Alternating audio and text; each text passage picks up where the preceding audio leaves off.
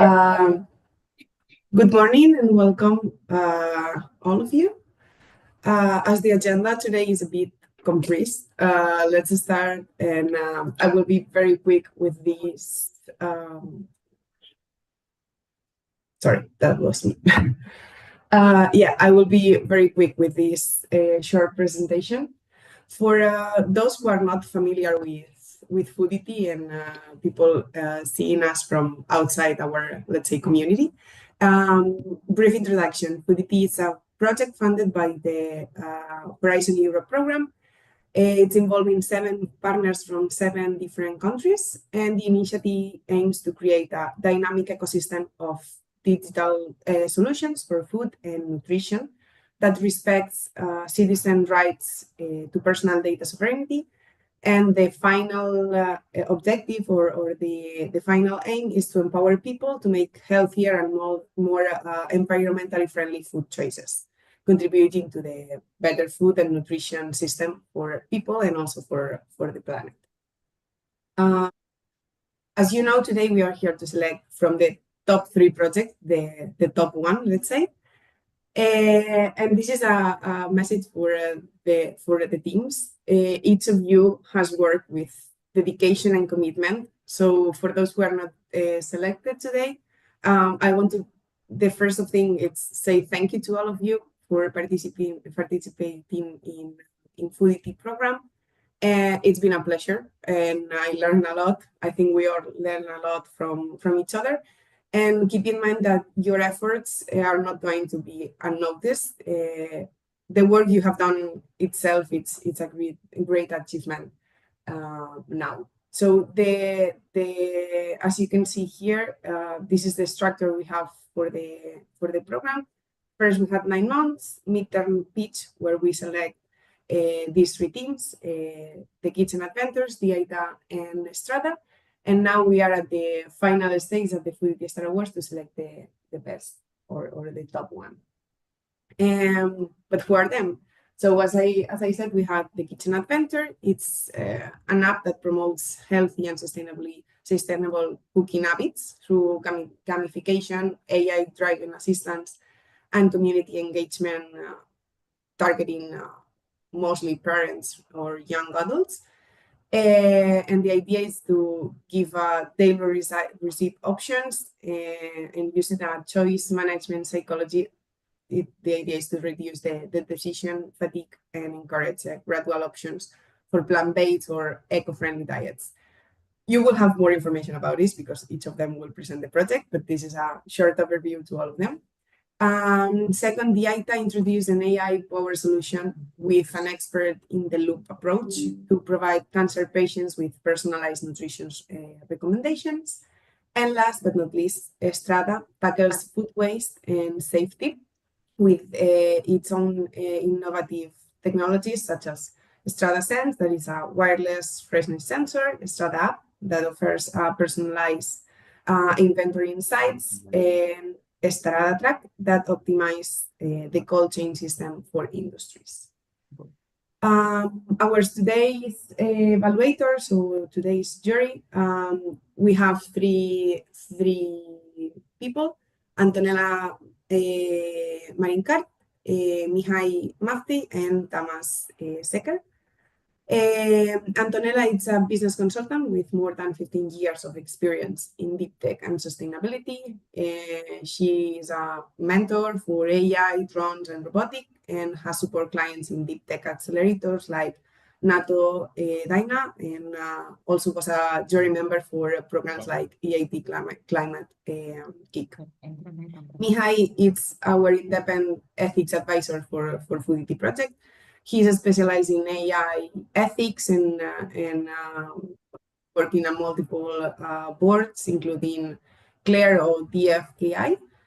And he also advises other EU-funded projects. And for Tamas, he is one of the FOODITY program experts that deliver a business modeling topic at the beginning of the program. He is a co-founder for eScale Group Limit, and he has over 10 years of experience in mentoring startups across, well, let's say, whole world with more than 18 countries. Our today's agenda, and just being at the end of my short presentation. After this intro, we will go to the main part of the today's event. It's the presentation or the pitching for each of the three teams. We order them alphabetically, just in that order. The first one will be the Kitchen Adventure, then DIAITA, and we will finish with the STRADA. After each of the presentation, the jury will have 10 minutes to make questions or comments about the presentation. Please we will be very strict and be in mind that we only have 10 minutes for presentation and 10 minutes for questions. After the pitching, we will have some time for the deliberation of the jury. And after all of that, we will come back here in the main, let's say, room, and we will announce the final selection. So, and if we have time, we can maybe open the floor to have some interaction between teams, jury, and we can check if we have any comments in the live stream chat from general public. So all that said, good luck to the teams, and we can move to the Kitchen Adventure presentation. So the floor is yours. You can share your screen. Good morning, everyone. Sharing it right now.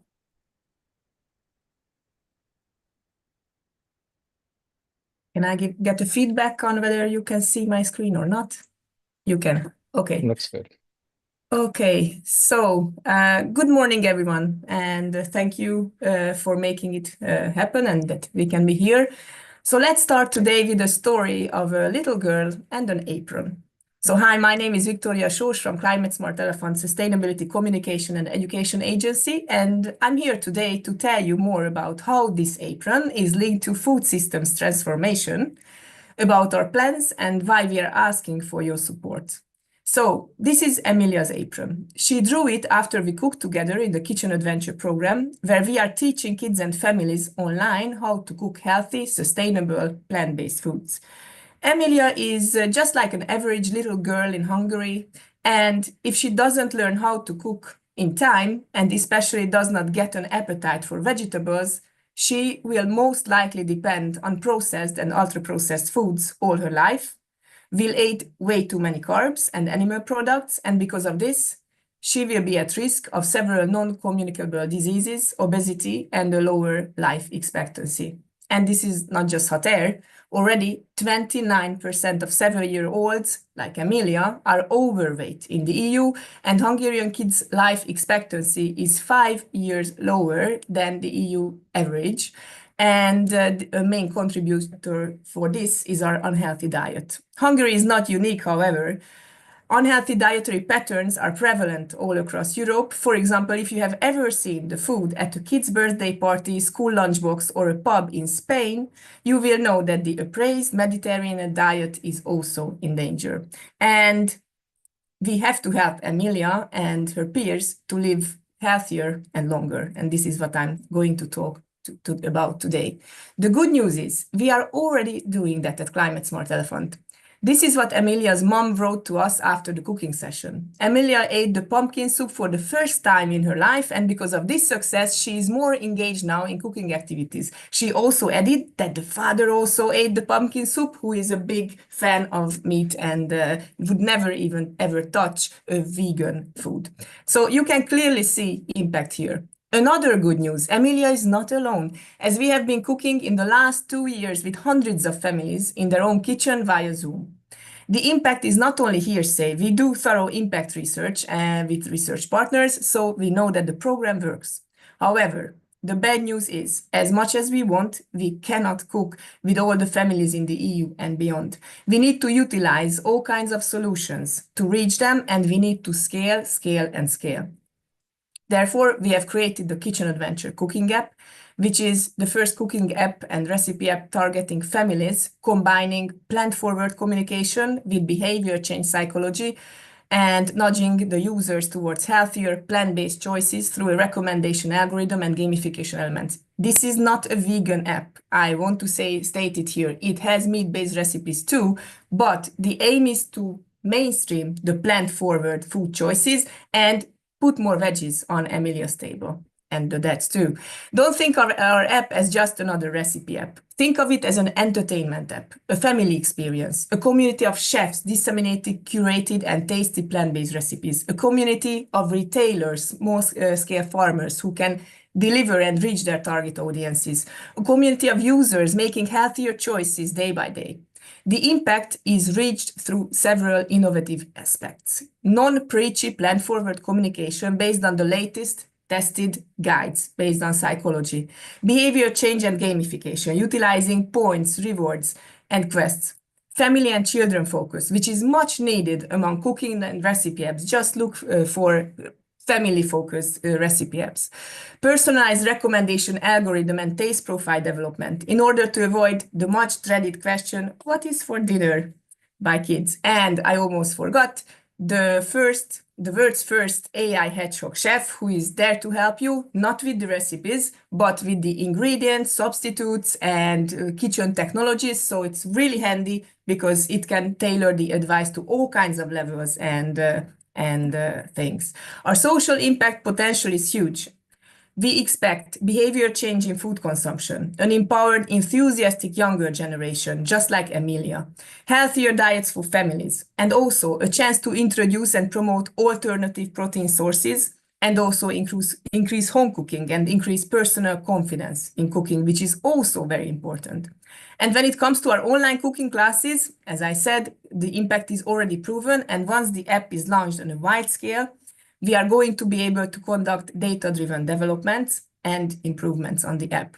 Talking about data, we believe in trust, and we have implemented all the necessary measures to keep user data safe and compliant with GDPR and other regulatory standards, and we only collect essential data that is necessary for the app to function. Users are informed and consent is obtained before any data is collected with the option of withdraw consent at any time.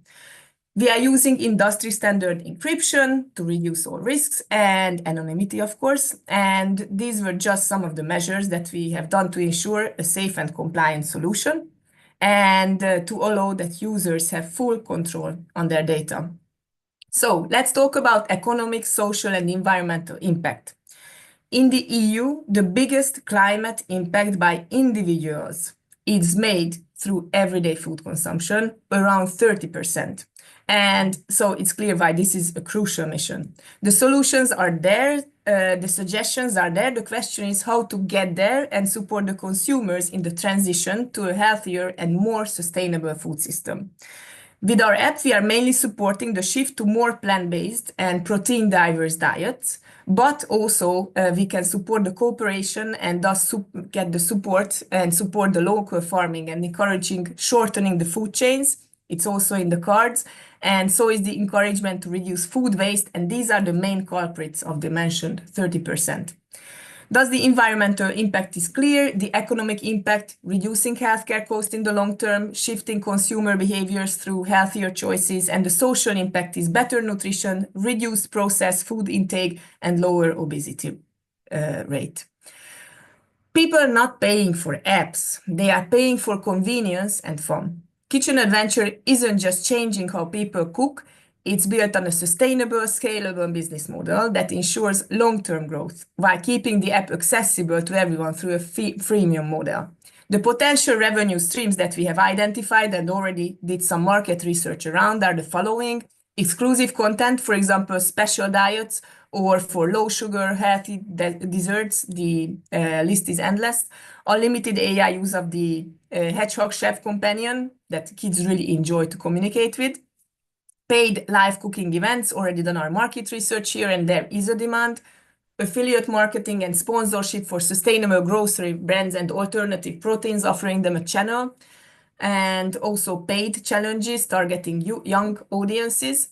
And partnering with veggie boxes, meal kits, and chefs.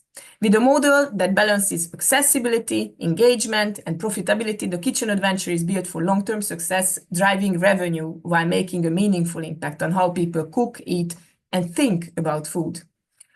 Of course, innovation never stops. We already have several ideas in motion on how we can further enhance the application. One of the app's key features is its ability to collect and leverage user behavior data, such as their food preferences, food choices, and ingredient profiles. And by understanding what flavors people enjoy, we can do a lot of things. For example, substituting ingredients with healthier and more sustainable options, ensuring that the taste profile remains similar, which is key. Finding out which foods are the most popular and what to offer next to our users. Introduce alternative protein sources, trying to get them experiment with new things, tailor-made and personalized meal plans, and also, of course, offering a platform for the chef community, which is a kind of living lab for recipe testing.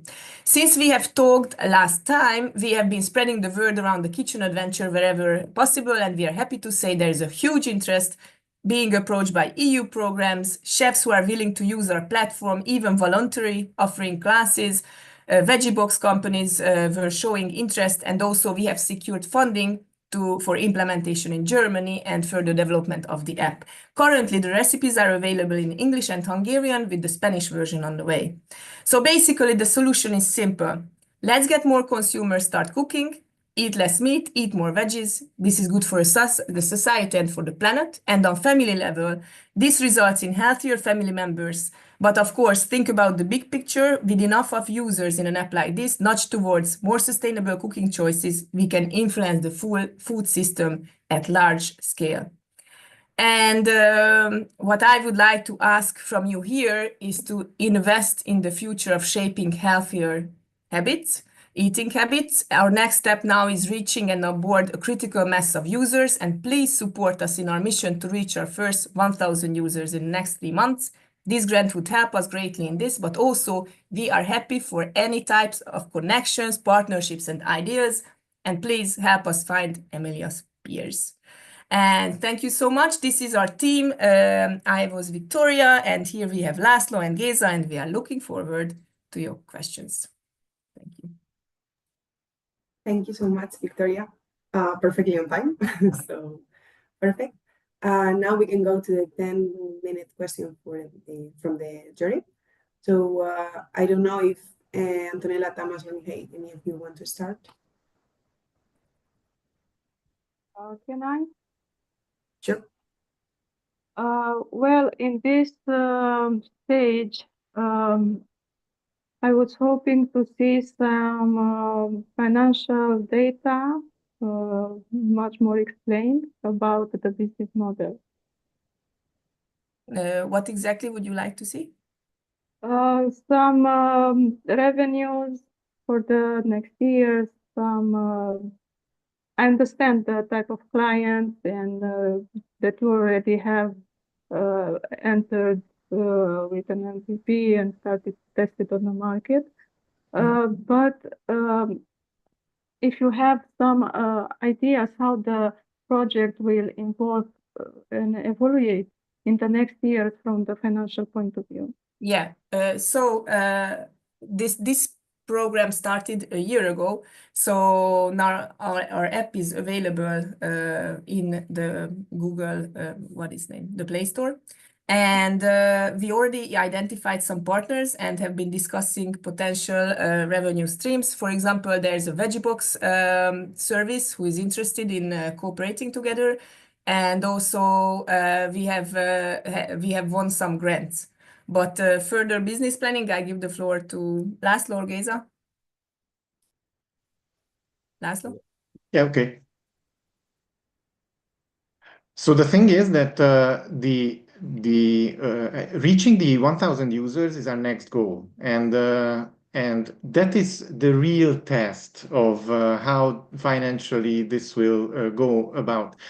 But our plans for this year is to make it like a break-even point where we can support all the costs, and we don't plan to have a lot of profit in the first year. And our plans we have like this 2-year plan, or 3, but one has already passed, until the end of 26, and 26 will be the main deciding point whether this will be like a sustainable project. But currently, we are treating it as a social enterprise. Yeah, but so talking about business, in the next 2 or 3 months, we are going to test the following products. First, promotion of veggie boxes and ingredients. We already have the partner for that. Second, paid online events offered by chefs. We already have the chefs for that and already done the market research about that. Thank you. Everyone, thank you very much for the presentation. Good to see you again. Considering the stage of your project, can you please tell me a bit more about the traction? And you mentioned, Victoria, that you already partnered up with veggie box companies, right? So I want to really understand that the kind of like the partners and the infrastructure that you have created since last year, and also the validation. So what are, existing, like either users or people that you talk to, how many people you talk to, how was the validation process like? Okay, so I want to really understand that there's really a need in the market and you can actually get a solution. Yeah, so where do we start? We have talked to basically everyone, but through our partners, and Geza, you know the numbers better, but we have been doing market research around the app and potential functions in 4 countries. Geza, if you have the numbers, please bring them up. Otherwise, we are mainly reaching now because the pilot testing ground will be in Hungary. So we have been reaching out to 2 veggie box companies who are both very interested in working together. So the main issue and pain point of these companies is that you either grow veggies or you know marketing, it seems. So they need a channel to consumers, and they also need recipes because it seems that another pain point is that people don't know what to do with the veggie boxes. So it's an ideal situation where we are offering recipes and online cooking classes, and we are selling the veggie boxes through the app. So we are building recipes around the veggie boxes. So we have done some validation there of pain points. About the online cooking classes, we have been doing a research, and so in the Kitchen Adventure program, we were offering the cooking classes for free, but we were surveying each and every family about whether they would pay for such a service. And 25% answered that yes, they would pay. And also there are on the market already other service providers who are offering online cooking classes, and they are going on for quite a few years now with great revenues. So it is an actual business model that we would utilize. But these are only the 2 steps. As I said, 1 year wasn't a lot of time, but I think we did a lot. And as I said, interest is surely there. Geza, any numbers if you have already, if you want numbers? Yeah, I just wanted to mention that we have like 2,000, more than 2,000 followers already on social media, and the campaign is just kicking in now. So we are doing the soft launch, and what's amazing is that we already have partners and working on projects with them on this. So, for example, what Victoria mentioned, the quest-based extension of the application, which is a different revenue stream actually from what the app is doing. So that's with the German partner. We also have other gamification elements planned, and that's an ongoing project as well with a Greek and Bulgarian partner. So that's already making us believe that other partners, with partners we are very we have to select who we demand as well work with, because most of everybody liked the idea and they want to join in. So, and for us, that's the best feedback that we can get, that they want to jump in even before the app is on the market. Yeah. So that for us, that's the traction that we were looking for, that we can be a magnet for these partners, and they are willing to financially come with us on this journey and share what we will be able to do in the next year. And this is why right now growing and onboarding users is the crucial point. Now we are at the point where the app is available now. We need to grow, and grow. So that's why we need support. I am not able to raise my hand digitally. I don't know why I can't find a button here, but I will do it manually. So first of all, Victoria, congratulations for the presentation, but also to the whole group for the achievements. I would have two small questions on the business sustainability measures. So the first one is, which strategies have you considered to ensure long-term success? And the second question would be, where do you see yourself in 10 years? That's a great question, actually. When it's about thinking big, in 10 years, I see the Kitchen Adventure app being approached by several, right now, producers of forgotten crops, producers of plant-based proteins, and other key players that are able to move current agriculture systems to a more regenerative one. I see us as a hub that's offering a channel towards consumers for these products, and I see us being able to move the needle towards, or support the move towards more sustainable agriculture, bigger biodiversity. For example, I don't know whether you know that, but that the Netherlands is pretty successful in the agriculture, right? They killed off 80% of biodiversity there. So I want to see more consciousness in the consumers and less meat consumption and more planet healthy and people healthy diets and recipes. That's my ultimate goal here. I don't know whether the others have any other things, but for me that's really amazing. Hansi? Yeah, I just have. We have to answer the business as well. Say again? The business question as well, and the vision. I just have one thing to add, is because currently there is a downward trend when it comes to cooking. And our aim, and this is something that I envision in 10 years, that cooking will become, at least in a subculture, a significant subculture, like a thing to do, like an entertaining thing to do. So like something that people would consider that they will cook with their families or friends, like in place of going to a cinema, or like on par with going to a cinema, or I don't know, playing a board game or something like that. So that it's kind of a form of entertainment. And this is something that, this is how we actually frame the marketing of the whole program. So this is what we found, that this works better than, yeah, let's cook. Because cooking in a lot of people's mind is just a house chore. So that's one thing that we want to see changed, and that's certainly something that we envision for the long Sorry, future. because I saw one last minute. So basically, we want people addicted to cooking healthy and sustainable foods. If I can say it in a sentence. Okay. Wonderful, thank you. Okay, thank you. I'm so sorry, but we are out of time. Thank you so much for the presentation, for the questions. And it's time for the DIAITA team. Sorry. So I don't know if Elena or Bernat, who will be the one sharing the screen, but perfect. Okay. We can see the screen, so when you want, you can start. It's okay. I am seeing our presentation. It's everything okay? Yes. That's good. Okay. So, good morning, everyone. We are Bernat and Fabiola, and it's a pleasure to share to you our project, DIAITA.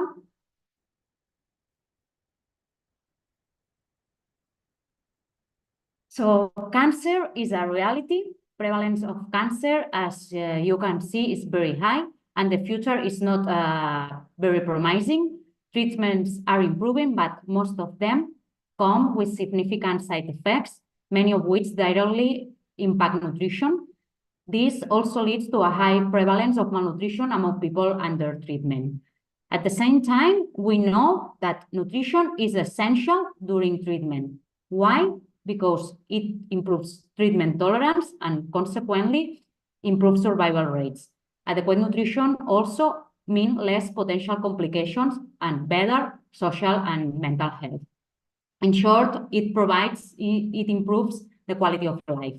The clinical evidence shows it, and also from Europe, they have started to point it out. But we have a problem. All these nutritional aspects are not being properly addressed and are not well integrated into the healthcare system. There is a lack of knowledge among doctors regarding nutrition, a lack of time for proper patient care, and no quality resources and tools available. Imagine Maria, who has been recently diagnosed with colon cancer and has started chemotherapy treatment. The treatment causes her nausea and vomiting, and she has lost appetite, but at the same time, she needs to ensure her nutritional intake. Or imagine Pedro and his wife. Pedro has had colon surgery. This means that a part of his bowel has been removed. He now has a colostomy bag to collect his stool. The doctor advised him to take care with fiber intake until his tolerance improves gradually. But at home, they are concerned because they don't understand the implications of having a colostomy bag. They don't know what fiber is or in which foods it can be found. Both Maria and Pedro and his wife are feeling a bit lost without knowing where to look for information. That's why Alicia Foundation, a non-profit culinary research center, and Bestiario, a data studio focused on digital transformation, have partnered to create DIAITA, a digital assistant that provides expert nutritional support for each patient's unique needs. That way, Maria can look for recipes that are low in volume but high in nutritional density and easy to eat after chemotherapy. And Pedro and his wife can find information about what it means to have a colostomy bag, learn what fiber is, which food contains it, and find recipes where its quantity is controlled. But what makes DIAITA a game changer? It's the perfect blend of experts, technology, and patience. First, our core, the expert knowledge database, with over 1,000 ingredients, 500 treatment-adapted recipes, 21 different symptoms available. It's one of the most complete health nutrition databases in the world. And it is the result of years of research at Alicia Foundation. Second, our brain. Unlike raw GPT-like models that give biased and generic answers, we built an AI around our knowledge database that understands user intent and context and responds with expert answers. And finally, our community. We co-created this tool together with our two target users, healthcare professionals and patients. Through workshops and focus groups, we understood how can we impact the most the patients and their caregivers, and what's the best way to relieve pressure out of the healthcare professionals. Because all of that, DIAITA is an innovative solution, but it also empowers users to take action. It has a patient-centric approach.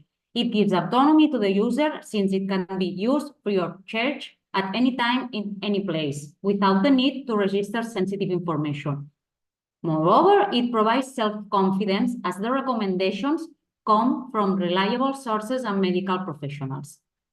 At the same time, it's adaptable because you can create your profile and all the recommendations you receive will be adapted to your individual situation, the side effects at the specific moment, or your food preferences. Finally, it is also super accessible and intuitive, easy to use, with the option to be translated into English, Spanish, or Catalan, and even in audio conversation mode. Although the main goal of DIAITA is to improve the quality of life of people with cancer during treatment through nutrition, it does not forget other social and cultural aspects of food. Firstly, it has a socioeconomic impact in healthcare systems by reducing cost in treatments, medical assistance, or hospital stays. And secondly, at the environmental level, it promotes healthy eating adapted to a specific cultural context. This means it is based on seasonal and locally produced food. In order to create a long-lasting impact, we need a sustainable business model. At DIAITA, social impact comes first. Our mission is to improve people's lives rather than maximizing profit. We are committed to keep our core functionalities for free for everyone who needs them. To achieve this economical sustainability, DIAITA will be offered as a software as a service solution for medical institutions who are looking to provide a more personalized care. Looking ahead, we plan to expand our services to food providers, insurance, and governments using direct and indirect monetization schemes.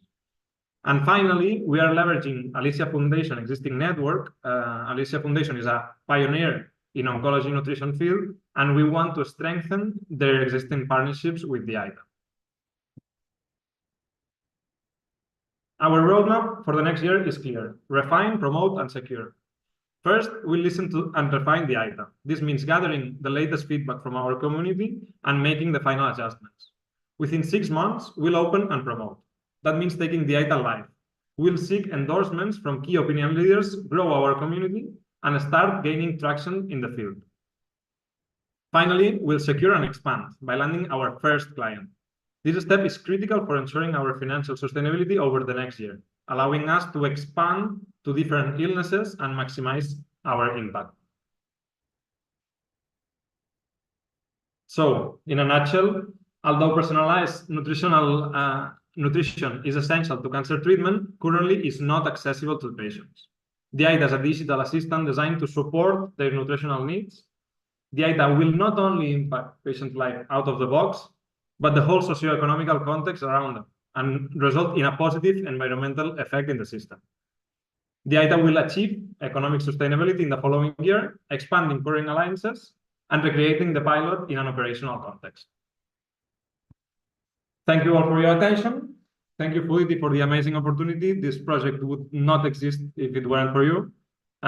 We wouldn't know each other.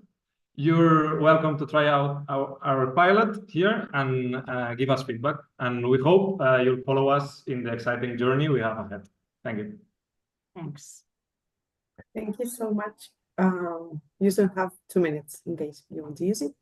If not, we can move to the questions. Happy to kick off. Thank you very much for the presentation. I have 2 quick questions.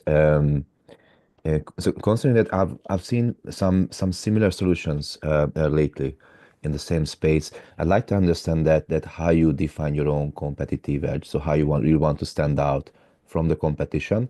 And also, like, one of the challenges in your work, I believe, is that working together with hospitals, right? So you are looking to sell your solution to hospitals and working with doctors. So what have been your experiences so far working together with doctors or oncologists, and where you see the challenge of convincing them to use your platform, and how you can overcome the challenge? So that's something that I want to understand.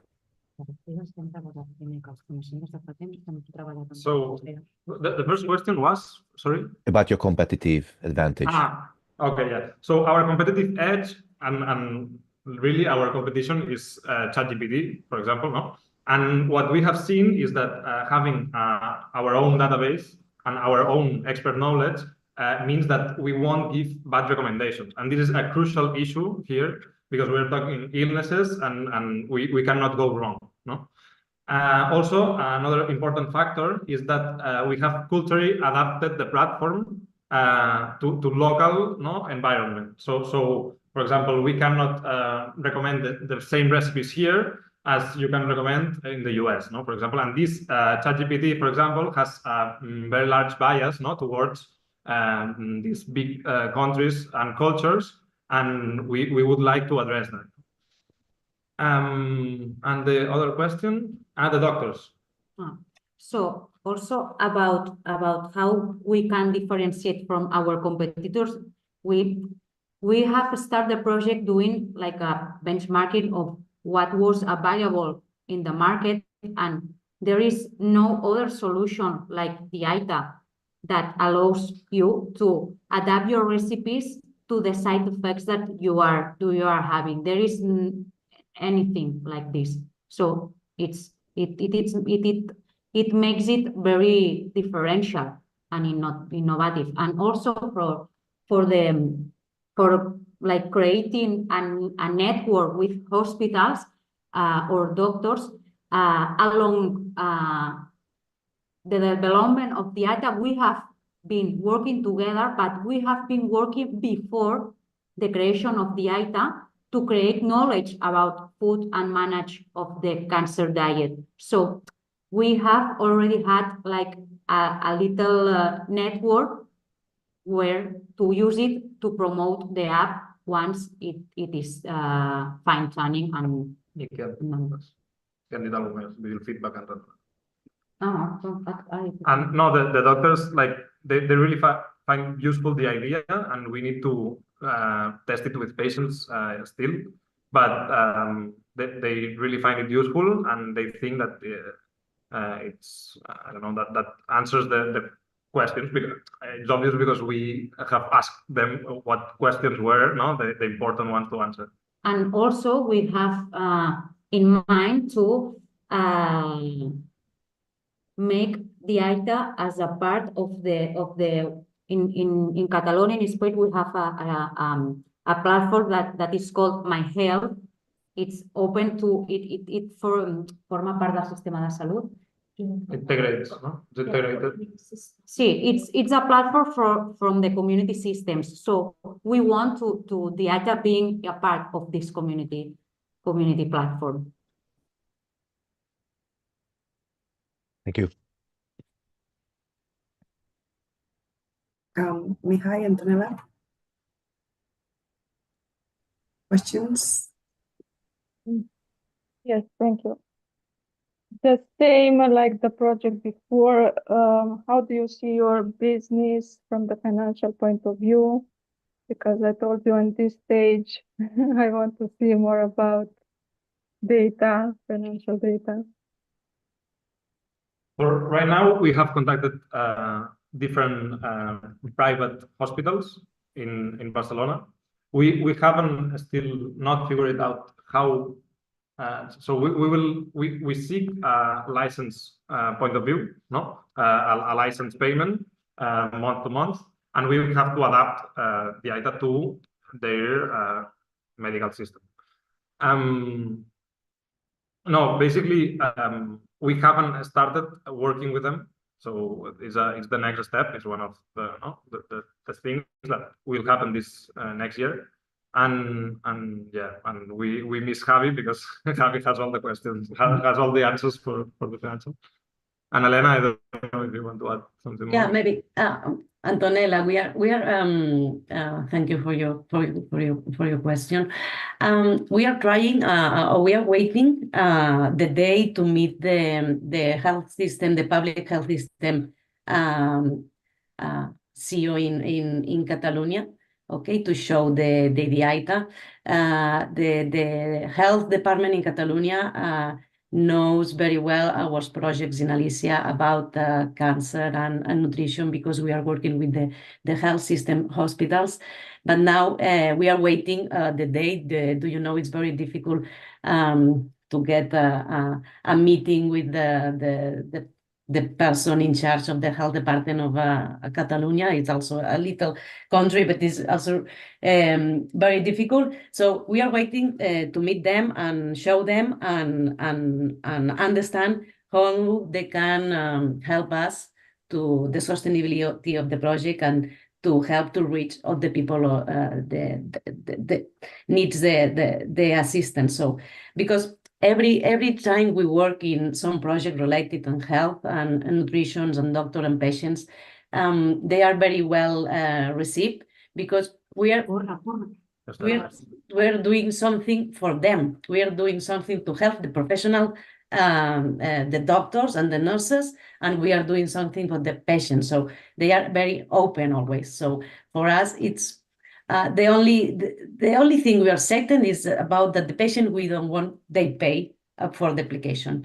But we are really certain also that this project will be in 1 year or in 1 year and a half free and easy and sustainable to expand for the other types of cancer and reach everyone needs.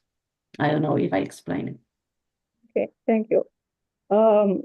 Another observation is Antonella, just one point. We are just 2 minutes left, Okay. so maybe we can move to Mihai questions.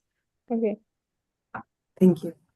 So I don't necessarily have a question, but more a suggestion. I don't know if you it might be of interest or not for you.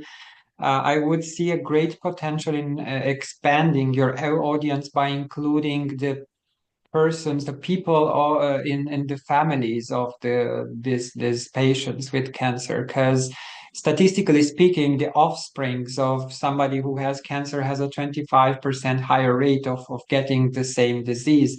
And it would be, first of all, a preventive measure. I mean, you enter into this realm of preventive medicine, which is a high trend nowadays.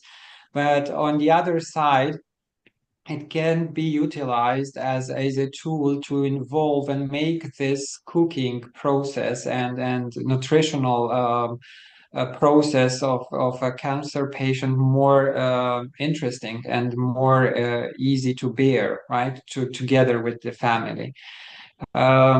So if you didn't consider that, although as you see you nodding, I think you already did, it can be a good strategy to go with. If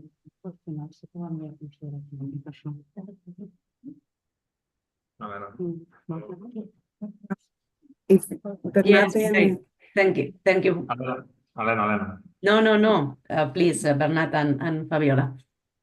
No, I think that, yes. So one of the examples was Pedro and his wife. So we already, yes, we already think about caretakers, and we think that they also participated in workshops, and not only the care for their own personal health, but also to focus the attention on the cooking is also a good way, not to avoid thinking about treatment, cancer, whatever, no, and it's a good way for their mental and social health, no.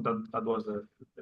Yeah, and about the first point of view, Mihai, we are focused only in the treatment because where is, I think, there is the main gap or the main needs. There are a lot of people working in health promotion and to promote a healthy diet to prevent cancer and this kind of actions. So we think it's very difficult to create something really rigorous and really good for the patient. So I think we are focused on this way, and the prevention for the other ones. Maybe for Victoria, no, they are working on the prevention and on the health promotion and to prevent the cancer rates. But we want only to focus on the patient journey. That I think it's a really lack of service and resources. And also we are focusing on the treatment because it's like there's a direct relationship between treatment and the nutritional status of the patient and also the survival. So this relationship is very direct, and we know that if the patient has a strength, a muscle, a proper weight, can overcome the surgery, also the treatment, adverse side effects of the chemotherapy or radiotherapy. It helps, like not only the physical, also the mental health, and this is a key for to better the survival, to improve and to increase the number of survival of cancer patients. Thank you very much for the explanation of the project and the detailed answers. I'm sorry for the limit time we have, but I want to everyone have the turn to speak. And well, we are coming to the end of the presentation or the pitching block, and now it's time for STRADA team. So, Levent, you can share the screen, and we Yes, are Martha. all ears.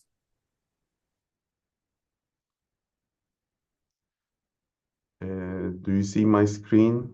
Yes. Okay. Can I start? Sure. Okay.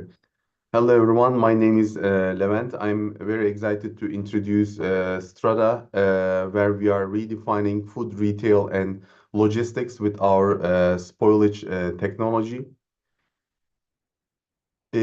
Food waste is a $1 trillion crisis, and it contributes to environmental, health, and economic issues. It is a huge cause of economic and environmental impact because, first of all, supply chain losses. There are like billions lost from farm to shelf, which increases cost. It's also accounts for 8% of global greenhouse gas emissions, which worsens the climate change. And also, it is a huge loss for inventory for the grocery stores, which we are currently focusing on, because stores lose up to 15% of inventory to spoilage. And it means operational inefficiencies because it means manual checks, which leads to overstocking and unnecessary waste, damaging sustainability efforts and brand image.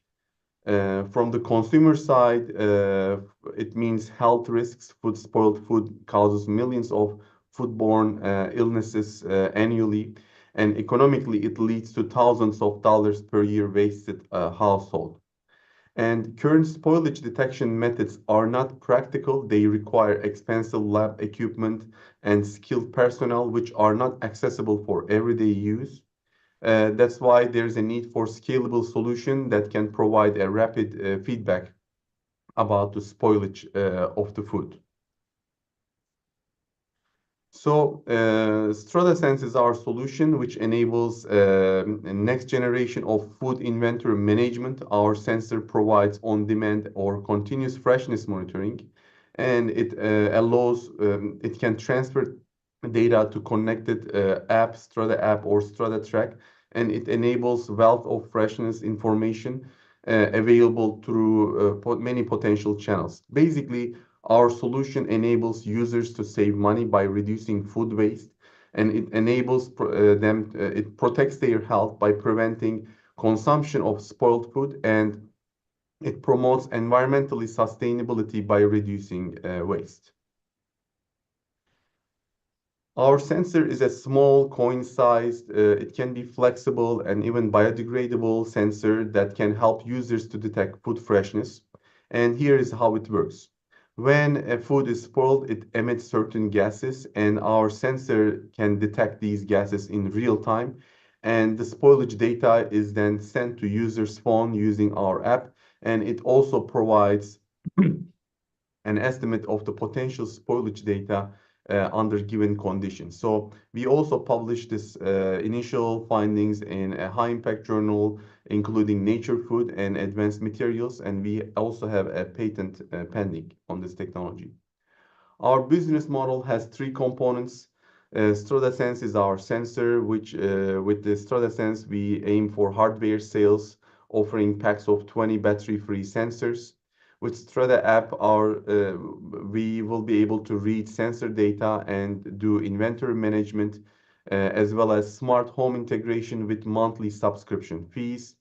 With the STRADA track, which will be our dashboard, especially useful for grocery stores, it will be a service providing dynamic pricing based on freshness and smart logistics tracking, generating a recurring software as a service-based revenue. So when we look at the competition, our solution stands out in the market for several reasons because it offers higher sensitivity in spoilage detection. It is scalable technology because we can offer it in flexible and low-cost form with screen-printed solutions suitable for different applications. And it's also a battery-free operation, which further enhances sustainability. Last but not least, we offer a biodegradable design which further supports our commitment to the environment. When we look at the market, the global market for spoilage sensor is estimated to be 69 billion. And currently we are located in Istanbul, Turkey. Within Turkey, we see a market opportunity of around 1.4 billion euros, representing 2% of the global market. Turkey's agricultural infrastructure and logistics network make it an ideal starting point and for deploying our solution with efficient pathways to scale across regional markets.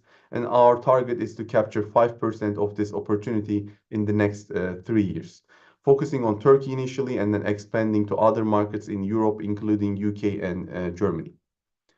So our go-to-market strategy focuses on 2 key offerings: dynamic pricing based on real-time freshness monitoring. We provide business with data-driven pricing strategies. We will allow them to adjust pricing dynamically based on real-time freshness data. This can be also integrated to smart cargo tracking. Our target customers will be supermarkets, grocery stores, so that we help them to minimize spoilage, optimize inventory, so that they can provide fresh and quality products to their customers. Secondly, food distributors and cold chain logistics, and lastly, restaurants, groups, and catering services. Geographically, our initial market, as I mentioned, will be Turkey, and expansion plans will be in Europe.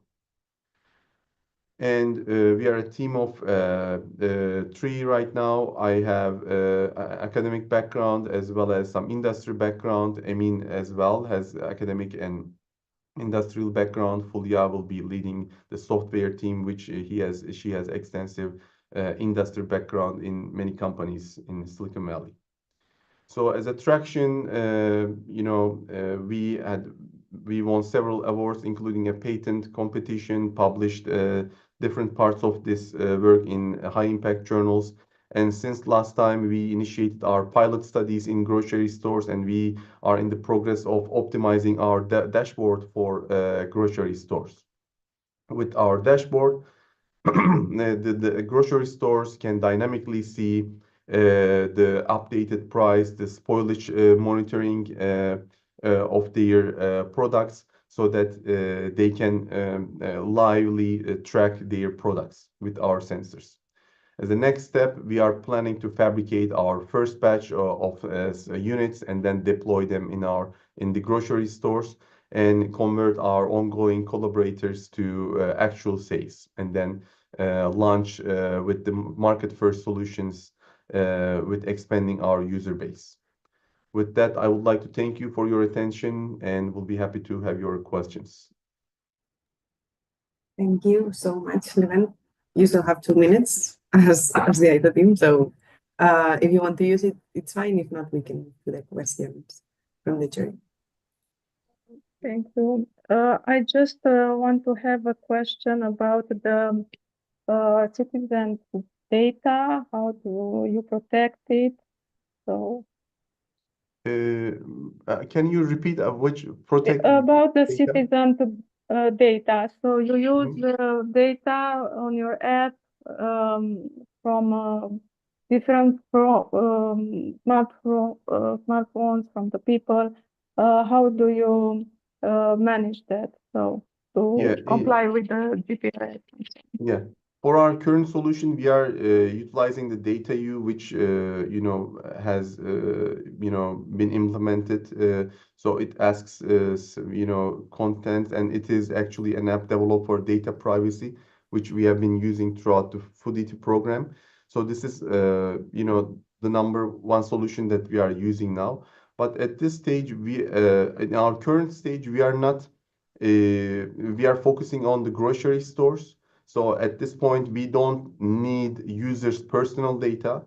So we don't see any data privacy issue. The only data that we are getting is the spoilage data from our sensors. So the store management see the data of the freshness, and so they don't have any access to any user data at this point. Okay, thanks.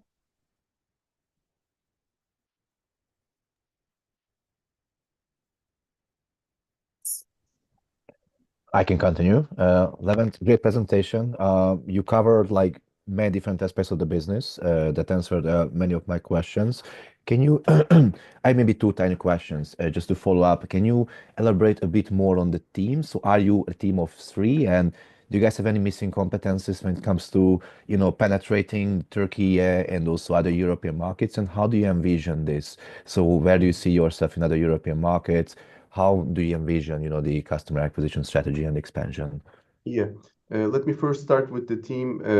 Both Emin and myself is on the technical side. I'm more like a sensor person. Emin is more like a chemistry person, and Fulya is more like a software person. So each of us so far covering these aspects of the work. But to scale up, we need more team members. This is for sure, and that's the goal, to raise more funding and then increase the team. And because there are lots of things that we can think of as a next step for the optimization process. For the scale up, we are right now we started with a local grocery store. Initially, we were thinking about a directly end customer solution, but we realized that if we can access the grocery store, it will be much faster to touch end customers. So with our current collaborator, we integrate our solutions to a grocery stand where we can access to many end customers, so that before developing a solution for the end customers directly, we can understand their expectations, so that as a next step where we are planning to deploy an end customer based app, we will have a very solid idea. But with the grocery store management, we are optimizing our dashboard, and which is beneficial for them, so that they can reduce their food waste, they can optimize their sales, they can increase their sales actually, while reducing waste. And it also enables us to access to end users. So which is also our critical goal. And instead of contacting to large enterprises, which is really hard to initiate the initial contact. The local store here, which we can access daily, is much easier than that. That's why we are pursuing this option. If I answer all your questions, but please let me know. Yeah, thank you. Thank you. Okay. Congrats also from my side for the presentation. Yeah, the product is it's awesome, and as I see from as I saw in the presentation, so when it comes to distinct yourself from the other competitors, it's clear what happens in terms of sustainability and all these other aspects. But what about in terms of price? So have you considered also this aspect when it comes to the competitiveness, or how would you distinct yourself from the already existent market? Yeah. In this regard. Yeah, thank you very much, Mihai, for the question. So that's why actually we are trying to focus on biodegradable option, and because if we can, once we achieve it, our prices will be much lower than current rates, and which will also promote using more users, because at this point our one chip costs around €1. But right now we are trying to decrease it to by half with our the chemistry polymer material optimization. And compared to other solutions, this is one of the advantage, because the other solutions are focusing on sensor plus a little bit larger electronics, and their electronic structure making it a little bit hard to scale. That's why we focus on miniaturized, small coin-sized alternatives. Our polymer, our sensor is compatible with miniaturization. So from hardware perspective, it will be much cheaper than the competitor's option. And with the biodegradability, we hope that it will be even cheaper. And hardware is not our only revenue source. We are actually providing this as a software service as well. So subscription will be our major source of revenue. At least this is what we expect. Thank you. Thank you, Mihai.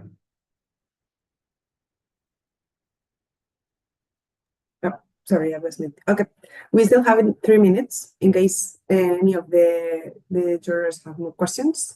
Maybe I have one more because I think it's a great project. Where do you guys see the biggest challenges at the moment for you personally, and how do you envision overcoming this? Overcoming this, to be honest, Thomas, it's the quantification of the food waste is the major limitation because there are not real numbers at that point. It is sometimes hard for a global a grocery store to appreciate this opportunity, actually. Yeah. So that's why we are, the solution will, we think, and as we observe, will reduce food waste, which is a big gain for that store. But since there is not a good enough inventory management or food waste quantification, let me say it that way, it's hard to show them the benefit. Yeah. So this is one of the bottlenecks that we see. Yeah, I mean that makes sense. That makes sense. Yeah, because you have to prove clear ROI, for any potential customers that you might have, and yeah, just do some cases and try to measure the impact, right? That you can do at this stage, and then just try to replicate and show those cases to others as well. Exactly. That's what we are trying to do. Once we focus on a single product, let's say meat product or a chicken product, once the grocery store focuses on those, they will start quantifying what is wasted, what is not wasted within a week, so that they will quantify those and tell us the numbers of the waste with and without the sensors integrated. So I think that will be a very good differentiator of our product.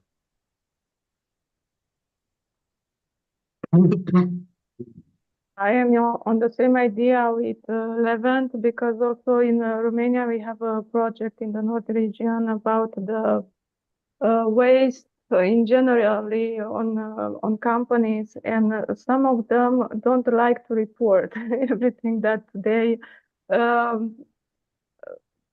discover using the app. So it's the same here in Romania.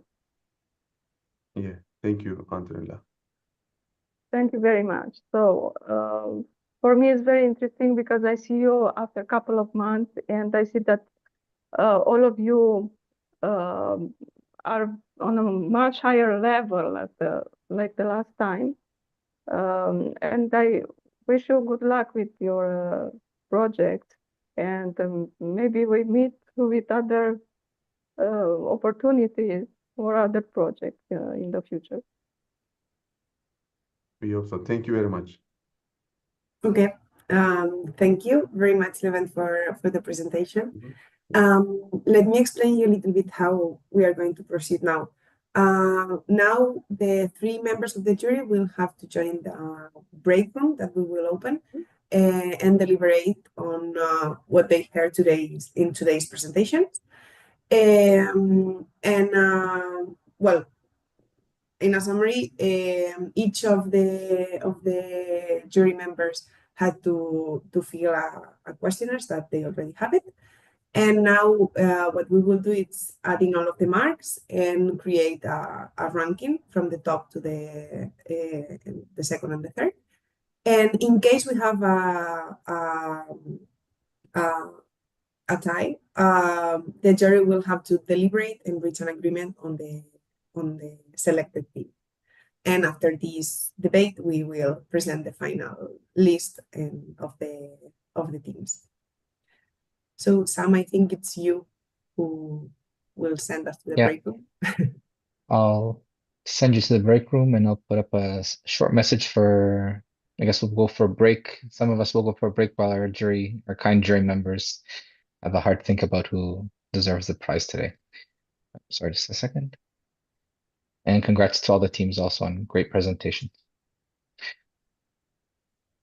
Okay, how do I do this?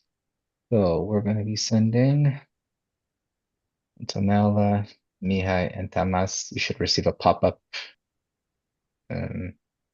for that. Everyone else, feel free to grab a coffee and we'll see each other in a few minutes. I'll put up just an station here for our audience.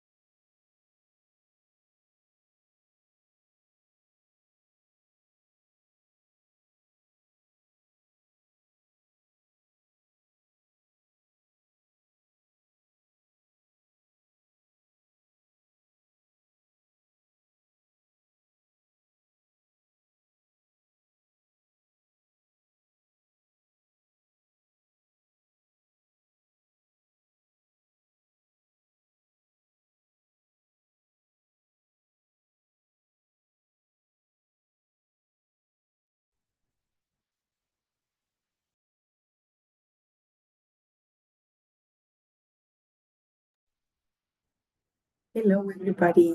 We are back.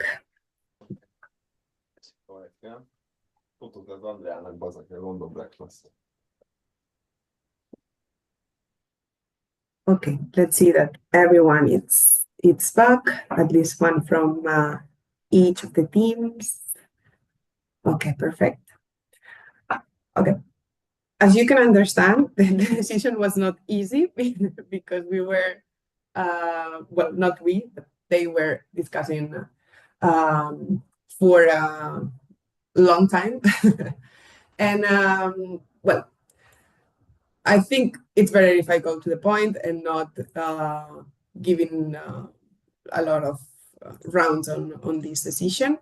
So after all the evaluation and the process and everything, as a reminder, we had 4 evaluation criteria: the innovation potential of the developed solution, the potential impact on citizens, the economic, social, and environmental impact, and last, the business sustainability measures. So considering all the aspects, all the scores are really, really good and high. And we had a tie, actually, between DIAITA and STRADA teams. And finally, the jury decided that the DIAITA team is the one who will have the final prize. Congratulations to all of you, of course. You will receive all the scores, all the normalization, and the comments from the jury, of course. And yeah, congratulations to all of the teams, because it was a very hard decision from the jury. And maybe, I don't know if the jury want to share their impressions. I don't know, Antonella, Mihai, or Thomas, do you want to share something with them, or with all of them, I mean? Yeah, so I want to congratulate the team that won. We hope that you use very smart this money and to help with your MVP. And for all the teams, I just want to congratulate you for the efforts and that you raised up from the last time that I saw you. Yeah, guys, congratulations. It's been a really, really tough decision, to be honest. So that's why we stayed in the breakout room for a long time. But congratulations, guys. Really amazing presentations, really amazing innovations. Those who didn't win the prize today, so don't worry, guys, because you're doing something amazing. I really want to get in contact with each of you and try to, help you out. If you guys tell me like what you guys need, try to put you in contact with some relevant people. And Bernard and the others, maybe see in Barcelona. I'm also based there. So if you wanna, like catch up, or if you come to 4 years from now, please let me know and let's catch up for a coffee or something. And guys, Laurent, I will also, I think, reach out to, because you guys doing something really, really amazing. And Victoria, also, we see you maybe in Hungary, and let's catch up on what you guys up to and what you might need. Might be able to put you in touch with some relevant players over there. So again, thank you very much for the presentations, and good luck with the projects. Big congratulations from my side for the winners, but also the same congratulations for the other 2 groups, because as the 2 other members of the jury said, it was extremely hard to decide. You are all amazing, and I think every team here has a great potential for success. You are already successful in terms of what you achieved until now, and as Antonella said, because I was also into the first pitch and I saw how much you developed yourself and how better your systems, products, and projects are now. So I am really sure that you will have a great success in the following months and years, and I wish you all the best. I really do believe it's gonna be, and we will meet in different contexts, but I am sure I will hear more about online and offline about your progress and what you're doing. So Congratulations to the event and your team. It's wonderful what you do, and I think you will have a great potential. The same for Victoria. I can't wait to install and use the app because I really enjoy it. And of course, congrats for the winners, and we keep in touch. Cheers to you all. Thank you so much to all of you. Now I want to take a moment to say something to all of the participants, because it was a full year of activities with a lot of performance. I know that we request a lot from you, and regardless who takes the title home, every idea shared today, but also during the 12 months, has a potential to make a difference. And we said today we saw it. So thank you so much for your hard work and the dedication you did in the program, in all of the activities that the partners asked from your side, and all the good job. So thank you so much. I don't know if Samuel or someone from FOODITY want to say something. Yeah, if I can, I mean, I think first and foremost, congrats to the DIAITA team, and to, of course, Kitchen Adventure and STRADA as well. I think we have 3 really interesting projects, and I mean, only one can win, let's say, but you're all winners to in your own sense. So I mean, I feel proud of yourselves for the work that you've done and the point that you've reached to. And I know this is only the beginning for many of you, and many successful and continuing the success of this project, of your projects. Even I think we left behind in the last pitching event a couple of other interesting projects as well. It's part of the process. So I wish you all the best. And if you'll just give me another 30 seconds, I want to also thank Marta and the Splower team for having organized all this program. We're still doing a second program with another new 6 projects, so we'll still have a few months to go. I want to thank Ilse on behalf for ZSI, because they were also involved in the coaching. Hans is here from Jive, who also was a coach, and they provided the data that projects have used. We have Dimitris and Lazaros from CERT, who have provided components that many of your projects use. And thanks to the coaches as well for the experts for being here and providing your time to do the evaluation. I know Tamas in particular has been a coach, so a big round of thanks to everyone for having supported in one way or the other this first program, and the first of 2. So hopefully we'll be in here again in a few more months to see what other projects FOODITY has supported. So my applause to all of you, and my love also, considering it's the 14th of February, and that's all. Thanks, Marta, for giving me the floor. Okay. Now maybe the teams want to share any impression from your side. We want to thank you, all of you, for betting on DIAITA, and thank you, Levan and Victoria. We think that your projects are amazing, and we think that we all go forward as the winners.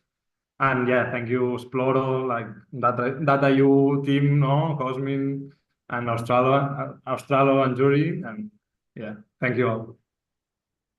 Thank you very much. Thank you for trusting on us. So we have, it's not just the last part of the project, because we have been working on cancer managed diet for some years, and now we have the opportunity to take it, arrive to the patients, and for us it's really, really important, because we believe really in our project. So thank you very much. We are really, really happy. Thank you. Okay, if someone from Kitchen Adventure or from STRADA want to share any comment, it's totally fine. If not, we didn't receive any comment from the live chat, so this is something that we can consider.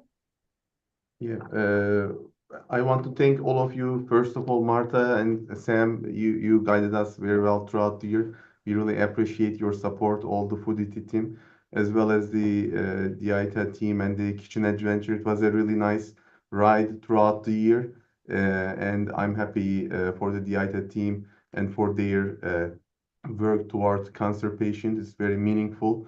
I wish you and Kitchen Adventure best through your journeys. Thank you very much. And especially our Thomas, Miaye, and Antonella. Thank you very much for your valuable feedback. They are very precious for us for our next steps. Thank you very much. Yeah, and we also like to thank you the opportunity and congratulations for the winners. It was a tough competition, and I think everyone we made the jury's job as hard as possible. So, but for the program, we are thank you for the continuous support, and we will leverage on this funding to reach our long-term goals. So, thank you, everyone. And really hope to hear from you in 5 years' time, because both of the other teams' products are super important, and we are in this together. So thank you so much. Thank you, guys. Thank you for today's session, and just take in mind that today is not an end of the story. It's just the beginning of the current path that you are doing. So thank you so much, and congratulations to all of you. Thank you. That's all for today, I guess. Thank you. Bye. Thank you. Bye, Bye-bye. everyone. Have a great weekend. Thank you. Bye-bye. Thank you. Bye.